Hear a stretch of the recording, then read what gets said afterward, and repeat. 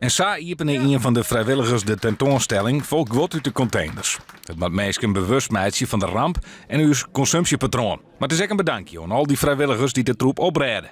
En nu wordt het hier tentoongesteld. Is dat die tentoonstelling met allemaal rotzooi dan dus? Ja, maar het is wel mooi dat ze dat doen. Dat andere mensen ook kunnen zien die niet aan het troepruimen zijn geweest. Dat ze wel kunnen zien wat er allemaal aangespoeld is. De wetenschappelijke basis is dat nu, naar aanleiding van deze ramp, er nog meer aandacht gaat zijn voor de effecten van plastic in het leefmilieu. We weten dat de Rijksuniversiteit Groningen een onderzoek is gestart naar al die plastic kools langs de kust. Dat doen ze via de website waddenplastic.nl.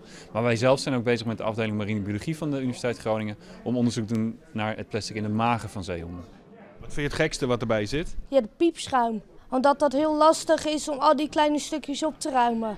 Ik heb daar echt gestaan bijna met tranen in de ogen. Dat ik dacht van dit is dus eigenlijk gewoon echt de afspiegeling van onze maatschappij.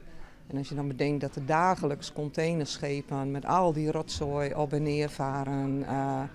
En dat wij met z'n allen dat ook kopen. En de hoeveelheid zeepompjes. Dat ik dacht van hoeveel zeepompjes heeft een mens überhaupt nodig.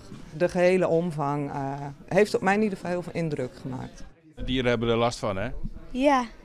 Meehelpen met opruimen heeft bij mij gemaakt dat ik thuis nog meer ben op gaan letten tot ergernis van mijn puberdochter. Die mij al mevrouw Milieu noemde. Want die mag de broodjes niet meer mee in de boterhamzakjes. Maar die moet nu een broodtrommeltje mee. Dus dat soort dingen.